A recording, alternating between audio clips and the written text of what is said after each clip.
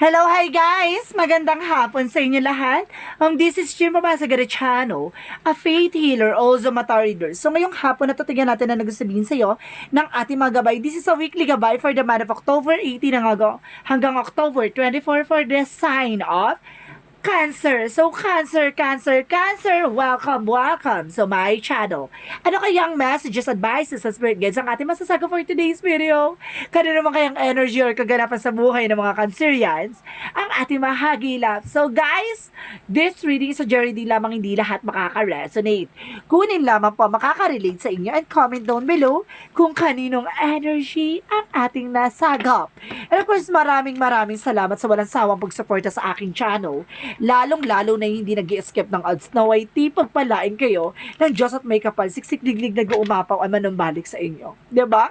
So guys, umpisahan na natin ang laban for the sign of Cancerian. Angel Spirit Messages for the sign of Cancer. So there is a Four of Wands. So wow, a celebrations, homecoming, and of course there's a twin flame energy. Diba? Or suddenly, sinasabi sa dito, madalas siguro nagpapakita ang 11-11 that represents a celebrations, no? Kumbaga sinasabi sa dito, magtutuloy-tuloy na raw sa about sa finances, sa love life, sa career, with a good news, no? And of course, there's an hermit card, no? Kumbaga, there's a soul searching or soul enlightenment. May mga bagay maglilinaw sa'yo. Kumbaga, there's an angel spirit or there's a signs of synchronicities na hinahatid sa iyo ng angels numbers. So some of you may angels number na hinahatid sa iyo by 11-11. That represents a twin flame energy and celebrations. And of course, there's a Ten of Swords. There's a backstabbing, betrayal, and of course, there's kumbaga, ending, no? Kumbaga, parang tinapos na yung mga betrayal dito. And of course, lahat ng mga paghihirap, and of course, mga kumbaga lahat ng sakit at lahat ng paghati nyo. And because there is a King of Wands, there is a control, no? Mako-control nyo ng emotions, and of course yung about sa finances, and of course sinasabi na be control, and of course be balance, and of course there is Three of Pentacles. Sinasabi dito na kailangan yung mag-focus sa trabaho, negosyo, hanap buhay, no? Kailangan mong makipagtulungan, no? At kailangan nyo meron taong kumbaga with your family, kailangan may mga pagtutulungan kayo, no? Pero unity, kumbaga may pagkakaisa. And of course, there is a judgment na sinasabi dito, there's a wake-up call, no? Kumbaga, kailangan gumising ka sa katotohanan na hindi lang ikaw ang kumikilos, hindi lang ikaw yung gumagalaw. Diba? Kailangan may teamwork. So, what is the Four of Wands? The Four of Wands represent an Ace of Pentacles. So, ibig sabihin dito, kaya daw nagpakita sa iyo 11-11 angels number, there's a big money coming in. Big opportunities and big material offer. Or some of you, baka makakabili ng bahay, sasakyan, ganon. So, what is the Hermit card? What is the Hermit card? Sinasabi dito, there's Five of Pentacles. Uy, may nakita ko dito ha. It's either iba yung signs nyo, pero may chart kayo ng kumbaga nasa rising Venus signs, no? Sun rising Venus signs kayo dito na there's a Cancer yan on your chart. So, ibig sabihin dito, kayo dito ha, makaka-relate din kayo dito. Now, and of course, there's a Five of Pentacles, recovery about sa finances. At the same time, there's an Emperor, be mature enough. Hindi mo kumbaga, dapat hindi ka na nabubudol, hindi ka na nauutong, hindi ka na brainwash. Kailangan yung instinct and yung thoughts nyo, kailangan direct. Diba? At the same time, hindi ka na nila magugulo. Ganon. So, what is the King of Wands? The King of Wands represent the devil. Kumbaga, kailangan control yung emotions nyo. No? Maaari nga nagiging mainitin ang ulo nyo. At the same time, nagiging padalos-dalos kayo. So, what is the Three of Pentacles? No?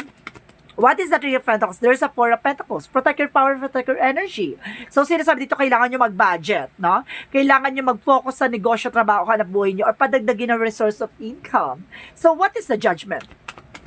The judgment represent the tower moment. There's a sudden changes, no? May magbabagong eksena dito. Or some of you, there's information na there's shocking news, or there's disaster, or there's kumbaga chaos, or may mga bagay na kumbaga binibigyan ka na storm warning, no? Kumbaga babala ng ating angel spirit na kailangan na mag-pay attention kayo sa ginagawa nyo. Baka there's a red flag na kailangan pag-isipan nyo yung kilos at galaw nyo, baka mali na yung mga ginagawa nyo. Kumbaga, sinasabi dito na may mga signs or synchronicities na hinatid sa'yo na kailangan nyo mag-pay attention. So, let's see what, oh my goodness. So, let's see what is additional messages for the Four of Wands. And of course, there's the Ace of Pentacles. And of course, there's Seven of Wands. Wow! You're very protected.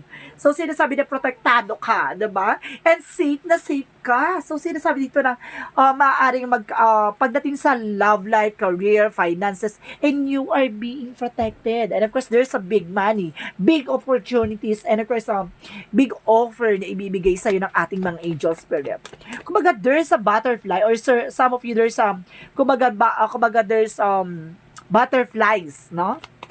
Na kumagay natin sa'yo na there's an transformation. So, what is the Hermit card in the Five of Pentacles? And because there's an Ace of Swords, there's a breakthrough. No? Kumbaga, nakuha nyo na yung tamang timing, tamang eksena on how to hold, on how to manage your finances. No? Alam mo na kung paano panghawakan tong finances na to, natuto ka na. So, what is the Ten of Swords in the Emperor? And of course, guys, there's a Strength card. So, there's a pure positivity na sinasabi dito, there's a Strength card na, kumbaga, have confident, no? Kumbaga, kailangan makapal yung pes mo or makapal yung mukha. At charis, kumbaga, sinasabi, lakasan ng loob, diba? Yun yung inuhugot dito. No, kailangan na wala ka dapat kinikilingan, wala ka dapat kinakatakutan dito, kumbaga, kailangan i-replace mo yung fear mo dito by, awareness. Kailangan aware ka lang, hindi ka natatakot. Ganon. Kung magalakasan mo yung loob mo. So, what is the King of Wands and the Emperor? The Devil. So, there's a justice. O, see? May mga taong gumagawa sa'yo ng negativity. May gumagawa sa'yo ng black magic involved. So, sinasabi sa'yo dito, don't you worry. May karma, there's a law of karma na sinasabi dito with the justice card. 'Di ba? May mga ginagawa man silang kabalastugan or something na kumbaga magbibigay sa iyo ng pagbagal ng pagpasok ng pera. Don't you worry, babalik sa kanila 'yan. May kasabihan nga tayo or may ika nga, 'di ba? What goes around comes around. Karma is coming. Karma is waving. Parang gano'n. Kumbaga sinasabi dito sa maniwala ka sa law of karma. 'Di ba? So what is the Three of Pentacles and the Four of Pentacles? There's a Chariot card. Maraming parating Maraming parating na pagbabago, maraming pagdating about sa finances or resource of income. Sinasabi sa'yo dito, maraming pasabog. Ganon. So, what is the Judgment and of course the Tower moment? Star card, see? Itong, kumbaga, itong sudden changes na to, hindi to about sa disaster o sa pagkasira. And of course, storm warning. Parang, it's part na sinasabi na a beautiful disaster, no? Kumbaga, ito yung masisira hindi dahil para malugbukan or something na, parang renovations or kumbaga, i-renovate yung mga bagay-bagay sa'yo na nasira from the past. And of course, there's a star card, sinasabi dito, there's some healing, a miracle, and a wish fulfillment. So, let's see what is the outcome. Ang outcome is the Death card. Sinasabi sa'yo dito, guys, there's a transformation. May mga bagay na magta-transform from another eksena. So, there's a transformation and ending and a new beginning, no? Kumbaga, maaaring may mag-close ng pintuan or close sa chapter na nagdala sa'yo ng kalungkutang pagkabigo, pero this is it, May malaking pasabog sa'yo na magdudulot sa'yo ng happiness, and of course, fulfillment. At the same time, I told you, there's a Six of Cups. Kumbaga, there's a fast moment na nangyari sa or there's a remnants na hindi mo makakalimutan. Pero at tendency, there's an Ace of Wands, there's a new beginning and fresh start, no? Magkakaroon ka ng mga new ideas, and of course, there's a Moon card, a dream coming true, no? Maaring matupad yung mga pangarap mo. So, sinasabi lang sa dito, maraming revelasyon, maraming katotohanan na maia-unfold na. So, ibig sabihin, mangyayari na. It's not happening now, and then happening to the next few days, no? Kumbaga mangyayari na mga susunod na araw. So, kaya kumalma ka. At sinasabi sa'yo dito, there's a power of the deck, there's a 9 of Pentacles. There's a blossoming abundance. So, ito na nga, mamamayagpag na ang about sa finances, relationship, and of course, health. No? So, let's see what is the love oracle card. Parang biglang sinasabi dito na sa'yo na nagdaan yung mga sakuna, sakit, kumbaga kagipitan, pero biglang iniikot yung kapalaran na eto na kabaligtaran na yung mangyayari, that because of may taong gumawa sa'yo niyan. So, binalik na sa kanya. Oh, di ba? Deserve mo yan, ganun yon. So, what is the love oracle card? So, sinasabi dito, there's a Cupid arrow. Have faith, love is coming. See, di ba? Magtiwala ka kapag para sa'yo, isusurprise ka, di ba? And of course, there's an addiction. So, some of you talaga, obsessed or, kumbaga, possessed tong tao na to na gumawa ng hindi maganda. Kumbaga, binablock niya yung mga magagandang eksena sa'yo. Pero tendency, siya yung nabablock. Di ba? At the same time, siya yung hinahatak nila yung mga bagay na nagbibigay sa kanila. Parang hinukaya nila yung sarili nilang kumbaga nilaglag nila yung sarili nila sa impyerno, parang gano'n, 'di ba? Kumbaga ikaw mismo kumbaga sinasabi dito, ako mismo magtutulak sa iyo pababa ng impyerno, parang gano'n. Kumbaga ikaw yung mismo magbibigay sa kanya ng what they deserve, 'di ba? So let's see what is a pasabog for you for Yin and Yang oracle card. So, let's see. Sinasabi dito, there's a flow. See, dadaloy na at magkakaroon ka ng stability. Kaya kumalma ka. And of course, there's a celebration. I told you so. There's a gift. Abundance is coming.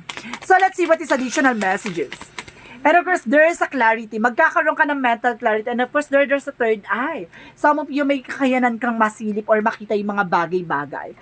And of course, let's see what is additional messages for Archangel Michael. So, let's see what is Archangel Michael messages. So, sinasabi dito, I told you so. Pay attention to your dreams or pay attention to signs or synchronicities. So, sinasabi sa dito, kailangan pagmasdan nyo yung mga binibigay sa inyong signs ng ating mga gabay, di ba? Maaaring red flags or something na magbibigay sa'yo ng mga pahiwatig, diba? Maaring may mga bagay na matutupad na coming in. Kumaga unti-unti na maisa sa katuparan. And of course, there's a prayer will help you from this situation. So, sinasabi sa'yo dito, ang pagdarasal daw ay makakatulong sa iyo sa sitwasyong kinagagalawan mo. No? So, let's see what is the Jesus loving quotes. So, Jesus loving quote said, and of course, sinasabi dito, well done, do good and faithful servant. Sinasabi sa dito na tinatapos na ni God yung mga bagay-bagay, paghihirap mo at talaga sinubok lang talaga pananampalataya ang tiwala mo. So this is it na tinapos na, no? Maaring nakapasa ka na at this is it na bibigay na sa'yo yung mga bagay na kinaantay-antay mo, no? So let's see what is additional messages.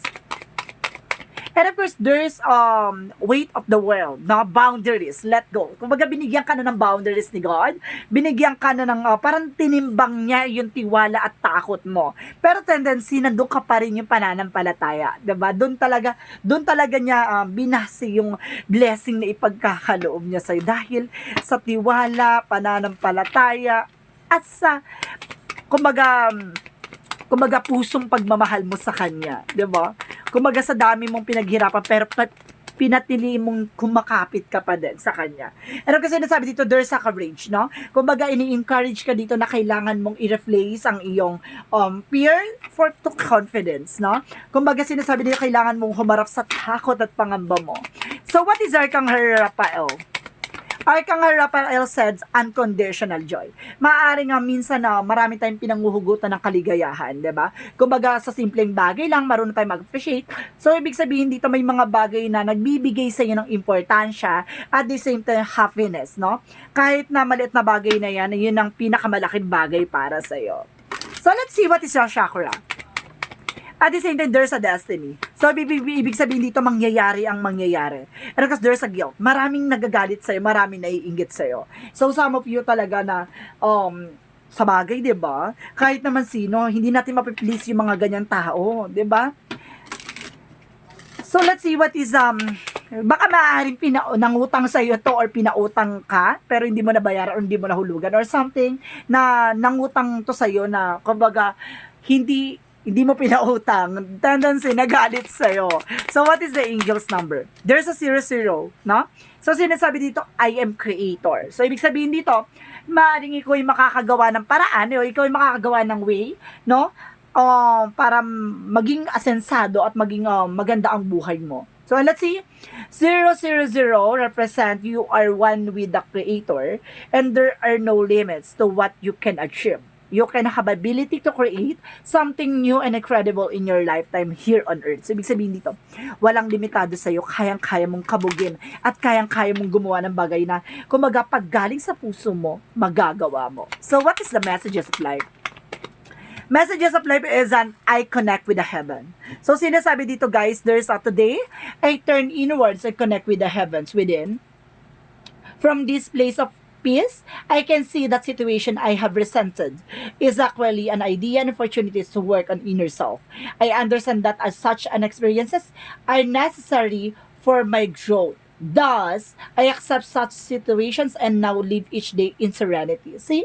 Kumbaga alam mo sa lahat ng nangyayari sa'yo, lahat ng kaganapan sa'yo, kumbaga alam mo, kaakibat nito at kaugnay nito ay ang ating Panginoon at ang ating mga gabay. So, nakakonect ka talaga sa Kanya na yun ang nagbibigay sa'yo ng motivations and of course, ng katuparan sa lahat ng pangarap mo. Ginawa mong middle and of course, ginawa mong center ang ating mga gabay at ang ating Panginoon. So, bravo, bravo, bravo! So, guys, this is a weekly gabay for the month of October 18 hanggang October 24 for the sign of Cancer yan. So, this reading is a reading lamang, hindi lahat makaka-resonate. Kunin lamang pa makaka-relate sa inyo and comment down below kung kaninong energy ang ating nasagap. Maraming salamat. And of course, maraming salamat sa walang sawang pagsuporta sa aking channel. Lalong-lalo na hindi nag-skip ng ads. No way, bigyan kayo ng pasabog at bulabog at ang siksik-liglig na guumapaw na biyaya. Maraming salamat po sa inyo. And of course, don't forget to comment down below your full name, birthday, and of course, location nyo kung saan makaisulok na mundo para sa susunod na reading natin. Baka energy mo na ang masagap at mahagilap ng ating mga gabay. Maraming salamat and see you in the next video. Bye-bye and babush!